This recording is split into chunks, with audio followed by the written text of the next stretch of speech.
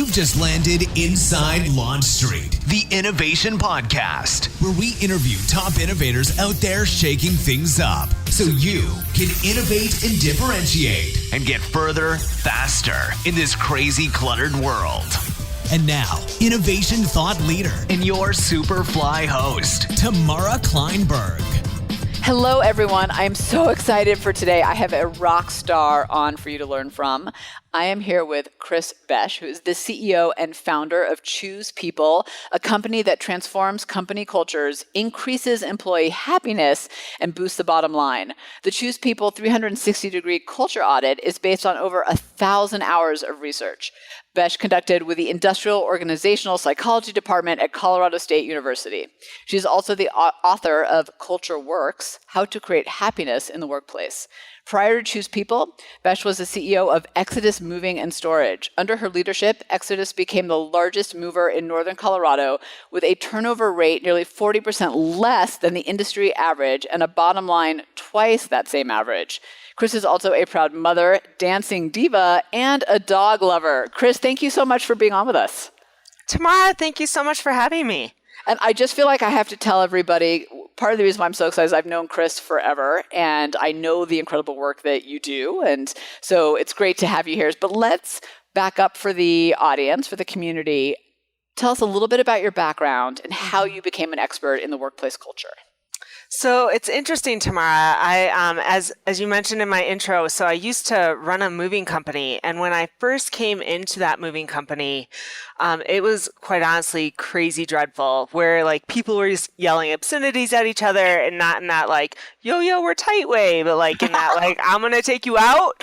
And we were struggling to cover payroll. And it was really a freaky time, quite honestly. And I was like, how am I going to cover payroll? And people, I didn't feel good about coming to work, let alone my moving crew. And so I really, I reached out to mentors, I read books, and I was like, okay, we got to get this figured out because I don't have time and I don't have money. And we got to figure this out. And long story short, between all the kind of information and knowledge that I was able to pull together, I was like, okay, simplified. Right? At the end of the day, if my employees feel good about coming to work, they'll take good care of my customers, who in turn will take care of the financial health of the company. And I even think about this like organizational triangle where you've got like money at the top, you've got your customers on the bottom right, and you've got your employees on the bottom left. And I always say, all of us as business owners or those who are help contributing to the bottom line of your business so that it has financial freedom and financial sustainability, it's not about the numbers. Like you can put your spreadsheet together, but the numbers don't create the numbers. And even though you have to have that financial focus, at the end of the day, it's your people who really contribute to that financial health. And so I really started thinking about my movers and like how I could make it so that they could feel good about coming to work. And like I said, I put tons of energy into creating that experience for them because I wasn't the one taking the piano at the switchback staircase, like they were, and they were the ones that impacted my customers' experience. And again, we became the largest mover in northern Colorado. We ended up with, again, that really healthy bottom line and reduced the turnover. And it really was all because of culture. And again, this was back in like 2007, right before culture was even part of the conversation. And people weren't talking about it. It wasn't a buzzword. And I was like, why aren't more organizations focusing on this? Because, right, it makes so much sense. It's not only is it great for everyone's emotional health, if you will, but it's also really good for your financial health. And that's why I ended up working with, as you mentioned, Colorado State University and doing that research to really understand what makes employees feel good about coming to work and how do you measure it. And it really was this feel-good piece, which I define as different than engagement. So I want to dig in a little bit because I think the story is so fascinating, and partially because as you and I were talking offline, this is a moving company. This isn't, I think sometimes when we think of culture and its importance or the companies that do it well, we think of the super sexy ones, the ones that are in the spotlight, like the Disneys and the Nikes, and, they're so cool, but they have the money and the resources, and they have to be because they're so in the public eye. But you're at a moving company. Like, it couldn't be is unsexier a word? I don't even know if it is. Right. But you know what I mean. Right. So, but I wanted to kind of highlight that, and I'd love for you to talk about two things. One is, why is it so important, even for the unsexy company, to think about culture, versus the Disneys of the world? And then the second layer to that is, what are the typical breaks or challenges that you see in these companies when you go into work with them in culture? Because I've got to imagine that a lot of us are trying, but maybe not getting it right. So in answer to your first question, I would actually suggest that the more unsexy your work, the more important your culture. Because quite honestly, if you have the sexy work, that's an easier pull. Because when we measure having your employees feel good about coming to work, it has to do with the relationships with the people in your organization, as far as like supervisor and coworkers. Then there's the relationship to your actual work. And, there's meaning and job fit and autonomy. And then there's the relationship with the organization, and if you feel supported, and work-family climate, and if it's a good fit. And the piece is, if you've got a sexy job, right, it's one of those pieces where, like, if you're a nonprofit, you can get the mission and the meaning and that you create an impact really easily. If you're the Google of the world or the Apples of the world, right, you've got that prestige factor and that sexy factor that, again, helps from a pride and ego standpoint. But if you've got an unsexy job, like a moving company, or maybe insurance, for example. Like, I think of insurances, and someone's probably on the phone like, I'm in insurance. What are you saying? But nodding their head, right. But it's one of those things where it's even more important to really connect the dots for people as far as like why what we do in the world matters, and that was something that literally, and this is one of the recommendations I make to every single organization I work with. And again, it's something that's been talked about, but it is so mission critical to have your team understand how important their individual role is to the success of your organization, and then connect how the success of your organization makes the world a better place.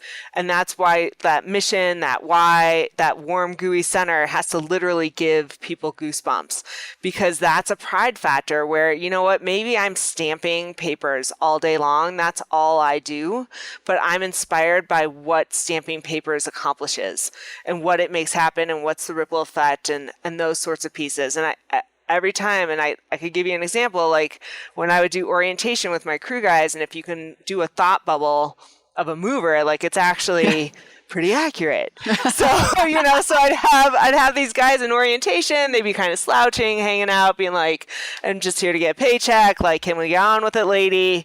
They'd be kind of slouching, like, whatevs. And I'd be like, yeah, you're in charge of moving things from A to B in good condition. Like, absolutely. And here's what you need to understand is that when people are moving, like they're going through, like, moving's hell, right? And then throw in a divorce, throw in death, and like, it's just, people are not on their best behavior when they're moving. And you have to know that, and you have to show up and have that empathy piece that who you are serving, they're not their best self that day. Right. And like, you're helping them through one of the most difficult transitions in their life. And you're putting all of their worldly possessions in your truck and driving away. Right? Like that way. Jeez. I was like, whoa. And so it's one of those things where all of a sudden I'd be like, yeah, we have this tagline that is great for marketing, but it's our truth. And our truth is we literally provide peace of mind all in one piece. But undone. Yeah. And but I was like, you are genuinely helping people through one of the most difficult transitions of their life. And so I would do this orientation, Tamara, and it was fascinating because, again, mostly young gentlemen, mostly, we lived in a college town at the time. And so, we'd have some university students, but a lot of folks, GEDs and those sorts of things. And they would just get up from that orientation with like plumage. And there'd be this sense of pride. We're like, I'm a mover. Like, I help people. God, wouldn't it be amazing transition? Felt like that, Right? Yeah. And it was. And they showed up differently to our customers too, as a result of it, because they got like, I play a really important role in how this goes for this person. And I need to understand they're going through a tough time. And it just switched everything from I'm here for a paycheck to I'm here to make a difference. So let's flip it for a second. And because if I'm listening, I'm thinking or wondering, I suppose, what breaks or mistakes or challenges should I be looking for to know that I'm not doing it right? And I think some of it is the leader or the owner of the business, whether you're in a large company and you lead a unit or a team or you own the business, I think you can sense it. But, what are those breaks or challenges that you see when you go into organizations that need to be fixed to get to that better place of culture or of a good culture? Right. Like what's so interesting, Tamara, I thought with this work that there would be just like the common top 5.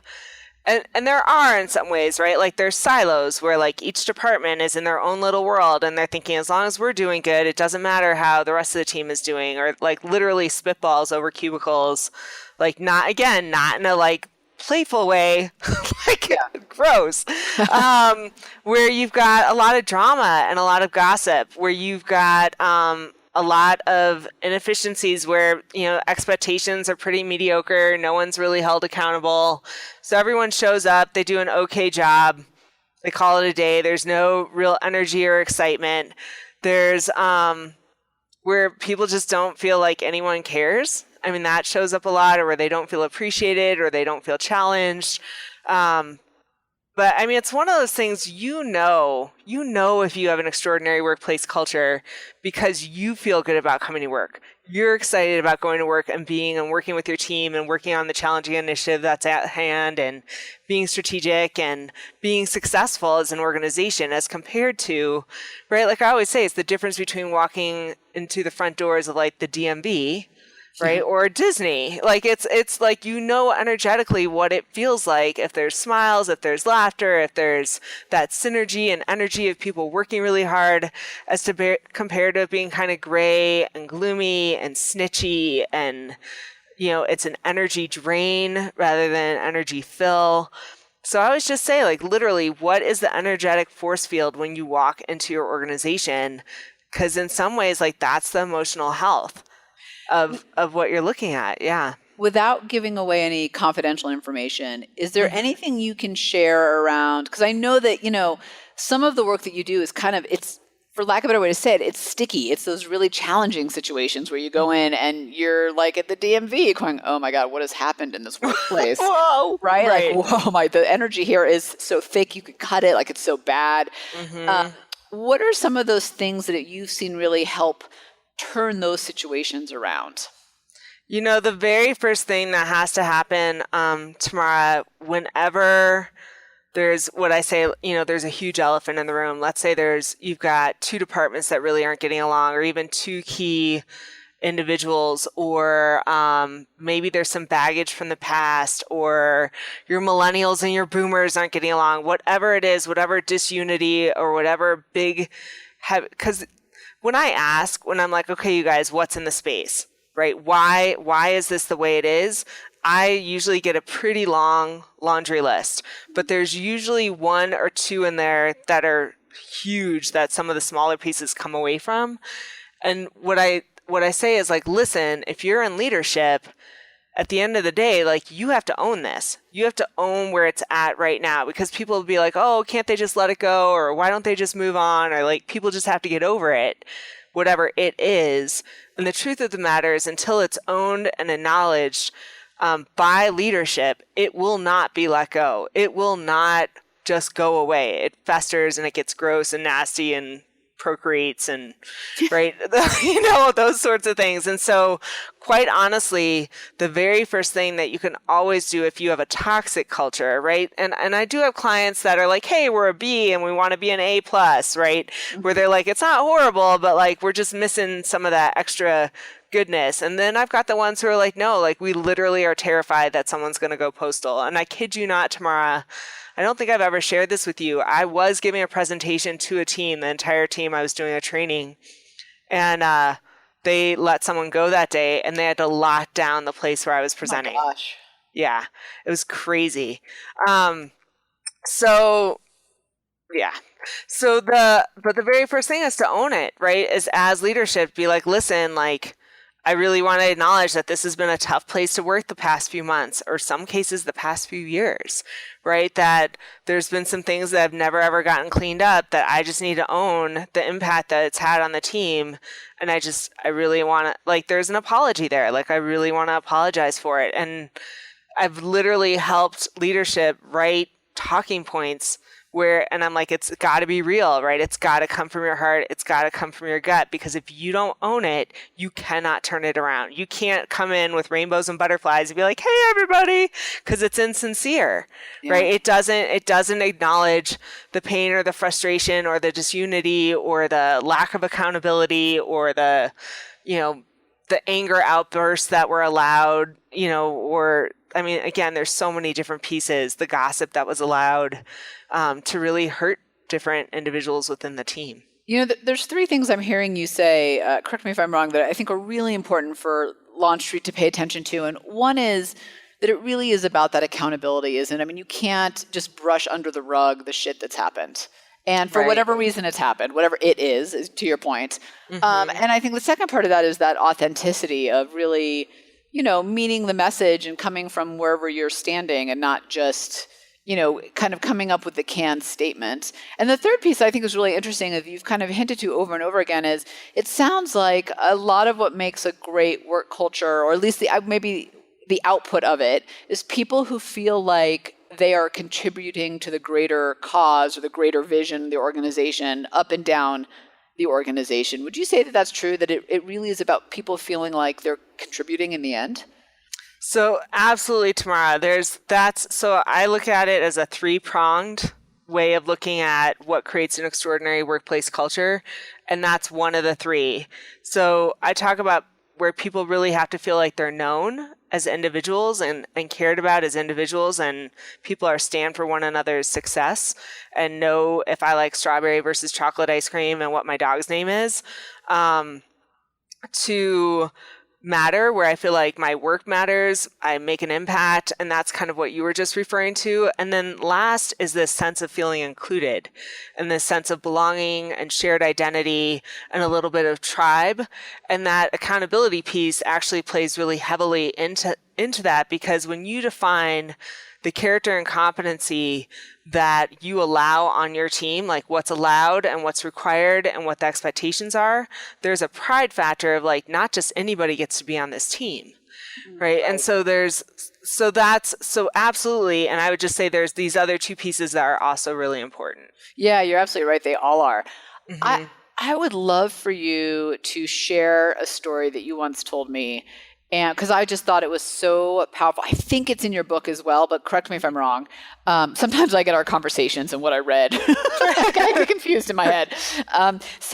But the story is basically about someone who you needed to, it was in the moving company, I believe, someone who you needed to support, but also needed to get to step up to support the team. Right. Because I think oftentimes in the workplace, you've got, like you just said, we want to be known as individuals. So I, as an individual, am going through something major. That happens in life. However, and that needs to be supported, yet at the same time, you've got a team of people who need to get stuff done. Right. So could you share that story? And then remind me if it's in the book or you told me, because I can't remember. It may have been both, Tamara. Knowing me, like, I'm pretty verbose, and I probably double whammied you. But I actually, so especially, for those of you who are listening and perhaps you're new in management, and even those of you who are seasoned, you've been there where you have someone on your team who is going through a really hard life experience, whatever that looks like. And, you consider yourself empathetic and I, at the time I had someone on my team when I was running the moving company. It was one of my right-hand people, and he was going through this horrible, horrible divorce. And one of those where you've got the custody battle and like tons of court appointments and lawyers and tons of money going on forever. Like, it was horrible. And, being the person that I was at the time, I thought, man, poor guy. I need to give him some time to deal with stuff. And I was like, listen, man, you do you. I got your back. Like, go to your appointments, do what you need to do. I understand. Like, da da da da. Well, it didn't take but a couple weeks of that, and and actually even a little bit longer than that, that I let him do that, if you will, that I gave him that free rein to kind of go do him, that he started losing credibility with the team because he wasn't getting his work done. And then I started losing credibility as a leader because I was allowing him to not get his work done. And the thing is if people have a mission critical role, which every single person on their team does, if they're not getting their work done, it has a ripple effect. Like, it has an impact on everyone, right? And even if, right. And long story short, you end up enabling this person in a way that's really detrimental to their reputation with their coworkers, right? And detrimental to yours. And I finally got a clue, which is always nice. So, and I sat down with them and I was like, listen, man, like, I know you're going through hell in a handbasket. And, but at the same token, I need you to step it up. Like, I know I told you to go do you, but I need you. Like, we're counting on you. And when you don't get your work done, here's the impact that it has. And so, like, we got to get this figured out because, again, I want to be able to support you in what you have going on, but I also need you to really step it up. And Tamara, it was interesting because I was terrified that, like, here I am, like, hitting this man when he's down. Like, I'm such a jerk, right? Like, what a jerk. And it was fascinating because literally it was almost like, right, here's someone whose self-esteem was actually really struggling because of all this. And you could see he was like, wow, like, I'm needed. Oh, interesting. I'm wanted, and my contribution matters. And I kid you not, it was like the light came back on in him. And like the next day he showed up and was like 100%. It was crazy. It was absolutely, and I was like, fascinating. Like, that's right. Because work does give us a sense of purpose. We are needed. We are wanted, and our contribution matters. And when you say to someone, it doesn't matter if you slack, you're saying to them, like, it doesn't matter if you do a good job or not. Like, your work doesn't really matter. So if you slack, I'm not going to worry about it. That's why it's so important if you see someone who's struggling on your team, rather than hoping they figure it out or hoping it goes away or hoping it gets better, none of which happens, right? Where you step in as soon as possible and be like, dude, like, I see that you're struggling. Like, you used to be rocking on this piece of performance and it's really gone down. Like, what happened and how can I support you to getting back to where you were? So one of the things I love about what you're saying is letting someone slack is like telling them they're not important. Mm-hmm. And, you know, I think as leaders, we sometimes, we're nervous to have those conversations, right? It could be confrontational. It's, you know, it's personal. But when you frame it up in that way, why would I let you slack? Because you are valuable. Otherwise, I wouldn't have hired you. Right. And there's, you know, the accountability, you brought up accountability earlier, and that's always a hot topic whenever I go present anywhere. And it's one of those things where accountability is tough because I think one day I was looking up for a synonym for it, and it was like thesaurus.com was like, place blame for wrongdoing was the synonym for accountability. And I think we have it like there's this, like, if someone's like, I have to hold you accountable, like, I have to hold your feet to the fire, like, it has these really negative connotations that, like, someone's watching you or they don't trust you, or, and so I always say, like, you got to shift it. Like, you got to switch it up to, like, you're count onable. That's what accountability means, is you're count onable. I can count on you. And like, it's also just, it's the ability to count. It's the ability to have your work count and to have your work matter. And we talked about the struggle side, and it's always important to acknowledge, like, you also have to witness when your people are being successful. Yeah. And really having that meaningful recognition, which does not mean a company tchotchke. It does not mean you have to give them a reward. It means you literally eye to eye tell them how much you appreciate them going above and beyond and what it meant to you. Like, that's all it really, really takes. But that, right, like, time is always, you're like, oh, I don't have time for that. I'm like, you don't not have time for that. If you've got a kick booty performer, like, please go give them some love. You know, you just conjured up a memory that I haven't thought about in a while. But when I started my career, I was in advertising in New York City on Madison Avenue at this huge global agency. And one of the things I had was this, 1-year anniversary, 3, 5-year, you got a gift and you got to pick from this magazine depending on like whatever page, if you were 1 year, you were page 1. If you were 3 years, you could pick the even better gifts from page 2, right?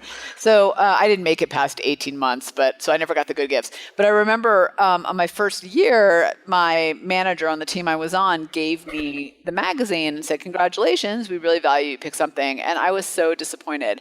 Then I was moved teams, as you are often moved in those organizations. You do these stints. And the second team, about 4 weeks into it, Anita May was her name. She was the best manager I've ever had in my life. And she, like 3 or 4 weeks in, gave me a gift card to my favorite restaurant in New York. I must have mentioned it in a conversation or something, just to say, I'm glad you've been moved on the team and we really appreciate your work. And I've never forgotten the drastic difference between being handed that stupid magazine and picking like, a clock for my desk that said the company name, which I do not want, versus, this woman who actually, yet another paperweight. Great.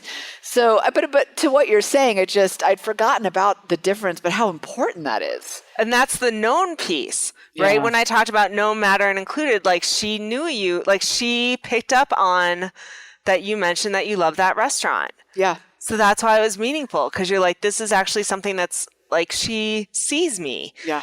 I was flat broke at the time, so any gift card anywhere, I was like, oh my God, I can eat tonight. When you start out in advertising in New York in 22, you don't make any money. But anyways, moving on. So I want to actually go back to the word happiness, because we actually haven't talked about that specifically, but that is really your thing, is happiness. But at a much... not just subjective, but also objective level to it as well. It's one of the things I really appreciate about your work is, yes, there's light and fluffy side to it, but there's also kind of the hardcore realities and the cost and the ROI of it. So why? Let's start with a high level. Why happiness? So why happiness? The reason why, and I love when I get the crotchety, CEO who's like, I don't need my people to be happy. I just love it. I'm like, oh, I love you. And the reason why is because I get it. I get what they're saying. They're saying, listen, I can't be responsible for someone being happy. I can't make someone happy. And I say, absolutely, you cannot make someone happy. I would never, ever, ever require that of anyone else. However, if you are in leadership, you are in charge of creating a context within which people can be happy, right? There's that emotional health. And for me, happiness or even joy, I actually love the word joy as well. Happiness just works better in the SEO world. But the joy feels like it's a little bit deeper. There is this piece of viscerally, I know what happiness looks like. When I look at someone, I can tell if they're happy, if they're smiling, if they're laughing, the glow on their face. We know what it feels like to be happy as compared to, right, you hear about employee engagement and employee satisfaction, and satisfaction is like a crazy low bar to hit. I mean, seriously low in my opinion. Seriously low. And then engagement is just kind of it's biz speak. And like, I couldn't tell you what engagement looks like when I'm looking at an employee per se. Like, it's just one of those, it doesn't resonate in a way where like happiness does. And so then people push back and they're like, well, great. So I have a happy employee, but I don't know that they're productive.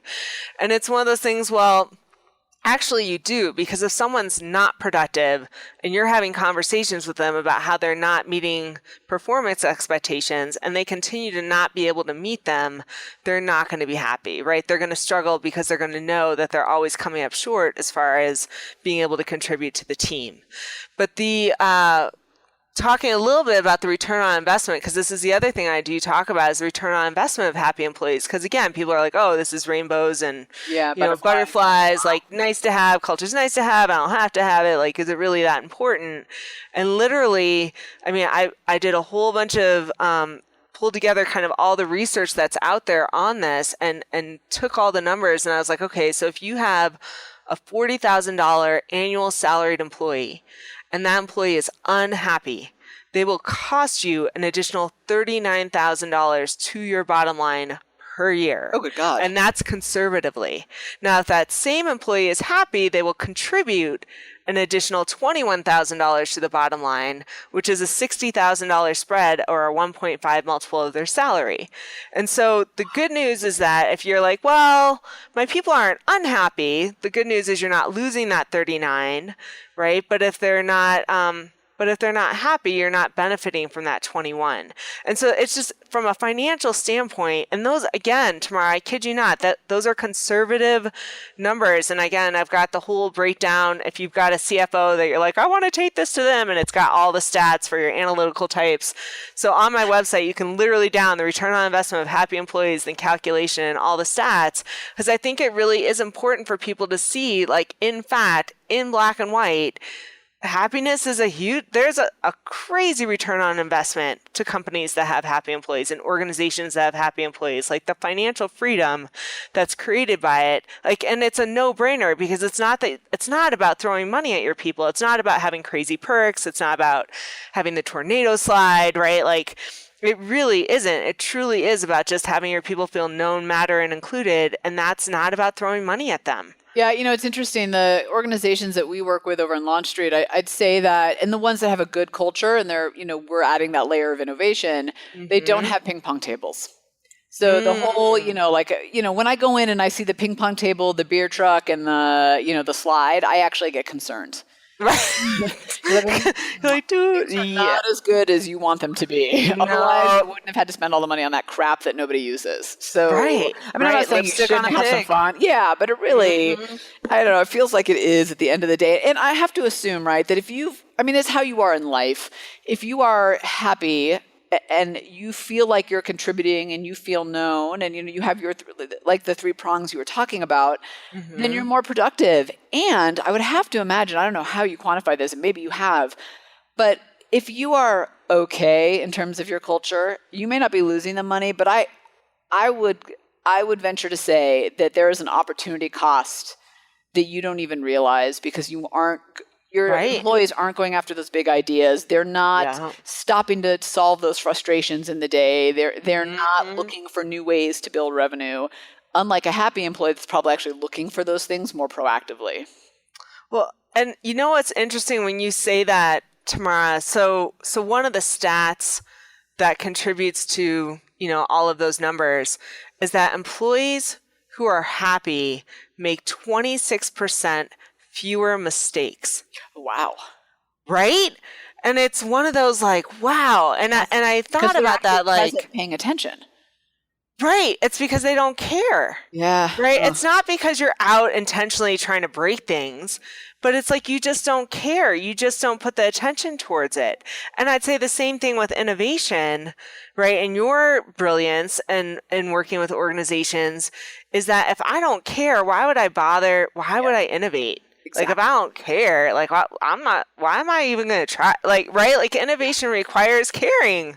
Well, this is part of the reason why I wanted to have this conversation is because I think the work that you do really maps onto innovation, because if you want your people to be innovative, you need to create a culture that allows that to happen. And part of a big part of allowing that to happen is creating a really great culture where happiness and joy are front and center, where things work, where the elephant in the rooms are called out, where things are not broken. Because, there's nothing that squelches innovation more than those elephants that nobody will recognize, as if it is not like putting its 2 tons of weight bearing down on your shoulders. And you're like, nope, we're all good here. It's all fine. I come in with my flashlight. I'm like, look. I know. No, I'm not crushing under the weight. I'm totally fine here.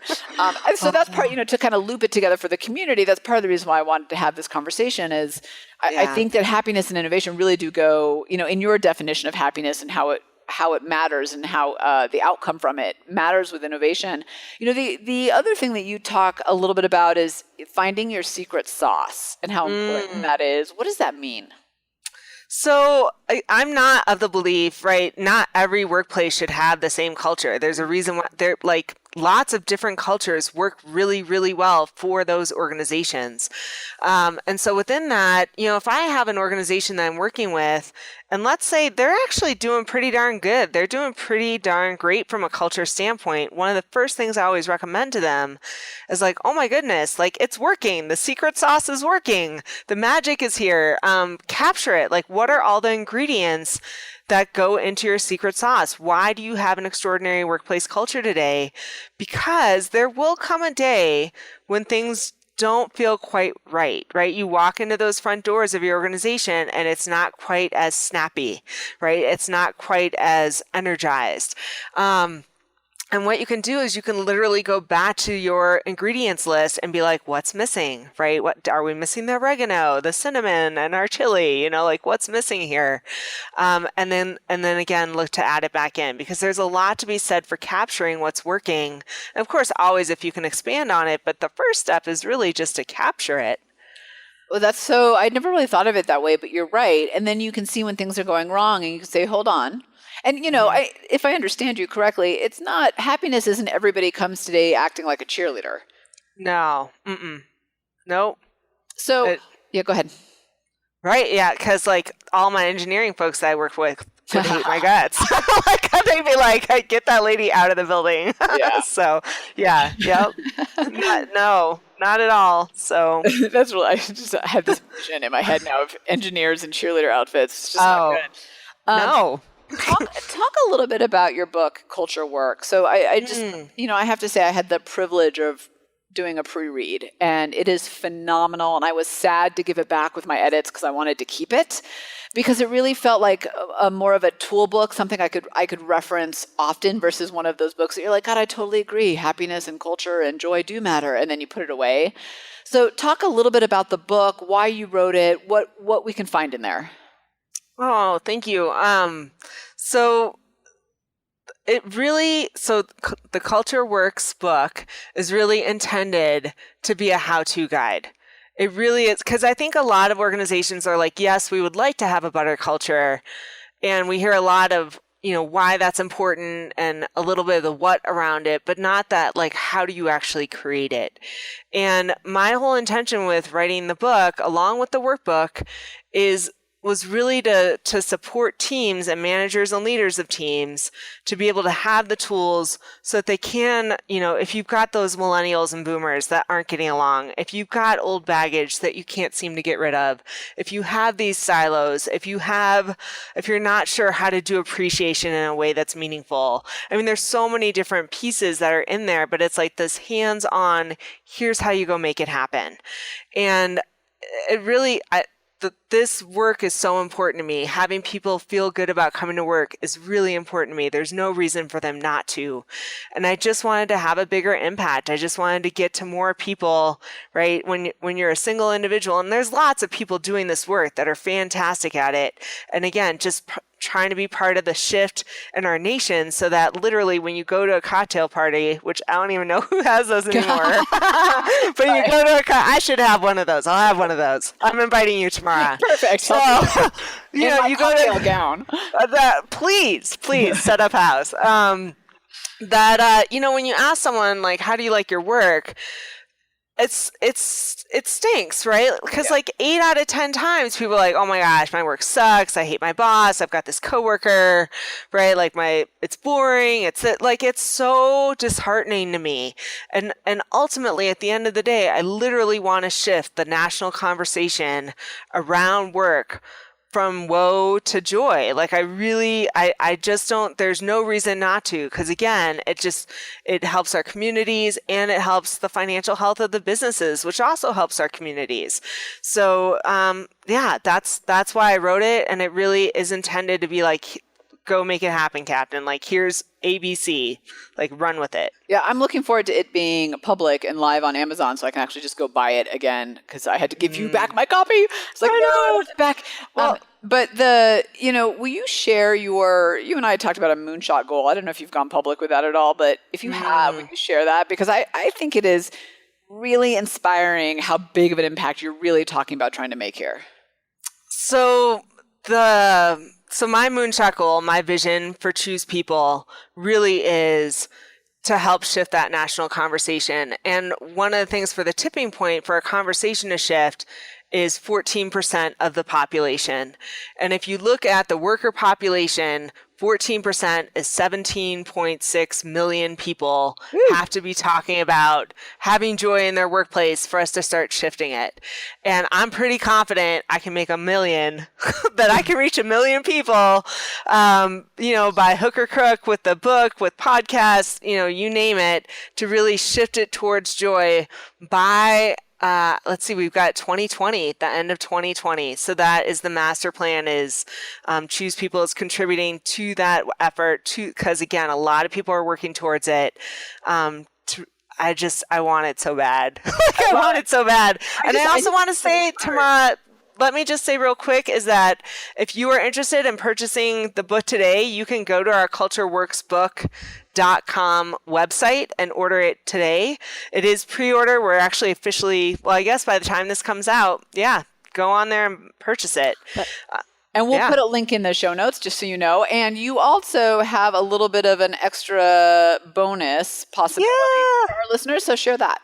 I sure do. So for those of you who are listening to Tamara's fabulous podcast, if you go to cultureworksbook.com/VIP, you can sign up for our weekly culture tip, in which the intention is every week to give you something, again, really tangible that you can run with your team on to improve your workplace culture. And we will put you in for a drawing for a free Culture Works book and workbook, which is like a $200 value. Oh my God, that's amazing. Okay, so everybody go sign up for the tips are fabulous anyway. So that in itself is a huge bonus. And you might win a really incredible package. So Kris, my last question for you is, what's the one thing people would be surprised to know about you? A passion, a hobby? Oh, I think the one thing they'd be surprised, Tamara, that's a trick question. So one of the questions I ask sometimes is like, what's the most common misperception of you? And so for me, it's that I'm an introvert. So I love people, and I love presenting, and I love working with teams. And for sure, the way I fill my energy bucket is either in one-on-one time or solo. Yeah. So that's probably, it's not, but that's like, I'm sure there's something juicier and more interesting, but like, that's probably, I sweat like a pig at Bikram yoga. Throw that in the mix. That's a great visual. So there you go. I will take those two things. That works for me. Kris, thank you so much for joining us today. That was absolutely phenomenal. Oh, thank you, Tamara. Really appreciate you having me. And again, to all you listeners who are innovators, keep on innovating. I just think it's phenomenal. Thanks for hanging out with us inside Launch Street. When you're ready to take your game to the next level, join the thousands of others that are upping their innovation edge on GoToLaunchStreet.com, the top online education resource and community platform for innovators looking to use innovation to get measurable results. Go to LaunchStreet.com.